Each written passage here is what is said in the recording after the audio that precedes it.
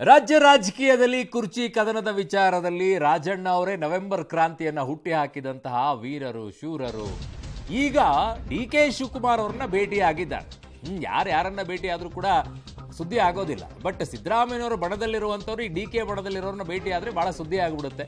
ಖಾಸಗಿ ಅತಿಥಿ ಗೃಹದಲ್ಲಿ ಭೇಟಿಯಾಗಿದ್ದಾರೆ. ಕುರ್ಚಿ ಕದನದ ನಡುವೆ ರಾಜಣ್ಣ ಮತ್ತು ಡಿ.ಕೆ. ಶಿವಕುಮಾರ್ ಅವರು ಭೇಟಿಯಾಗಿದ್ದು, ನೇರವಾಗಿ ರಾಜಣ್ಣ ಅವರು ಡಿ.ಕೆ. ಶಿವಕುಮಾರ್ ವಿಚಾರದಲ್ಲಿ ಹರಿಹಾಯ್ತಾ ಇದ್ದಿದ್ದು, ಯಾವ ಮುಲಾಜು ಇಲ್ಲದೇನೆ ಮಾತನಾಡ್ತಾ ಇದ್ದಿದ್ದು ಅನೇಕ ಕಡೆಗಳಲ್ಲಿ. ಸೊ ಡಿ.ಕೆ. ಶಿವಕುಮಾರ್ ಸಿಎಂ ಆದ್ರೆ ನಾನು ಸಚಿವನಾಗಲ್ಲ ಅಂತ ರಾಜಣ್ಣ ಅವರು ಬಹಿರಂಗವಾಗಿ ಹೇಳಿಕೆಯನ್ನ ಕೊಟ್ಟಿದ್ರು. ಅವ್ರನ್ನ ಕರ್ಕೊಂಡ್ರೆ ಆಗುತ್ತಾರೆ, ಕರ್ಕೊಳ್ಳೋದೇ ಇದ್ರೆ ಸೇರಿಸ್ಕೋಬೇಕಲ್ಲ ಫಸ್ಟ್, ಅದು ಇಂಪಾರ್ಟೆಂಟು.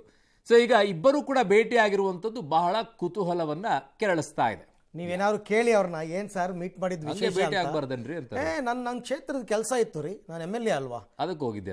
ಕ್ಷೇತ್ರದ ಕೆಲ್ಸಕ್ಕೆ ಹೋಗಿದ್ದೆ, ಕಾಮನ್ ಡೈಲಾಗ್ ಹೊಡಿತಾರೆ ಆಯ್ತಾ. ಆಮೇಲೆ ನೀವು ಡಿ.ಕೆ. ಶಿವಕುಮಾರ್ನ ಕೇಳಿ, ಅವ್ರು ನಮ್ಮ ಶಾಸಕರು ರೀ, ನಮ್ಮವರು, ನಮ್ಮನ್ನು ಭೇಟಿ ಆಗ ತಪ್ಪ ಅಂತ. ಅಷ್ಟೇ, ಏನೇನ್ ಬೆಳವಣಿಗೆ ಆಗುತ್ತೆ ವಿಚಾರದಲ್ಲಿ.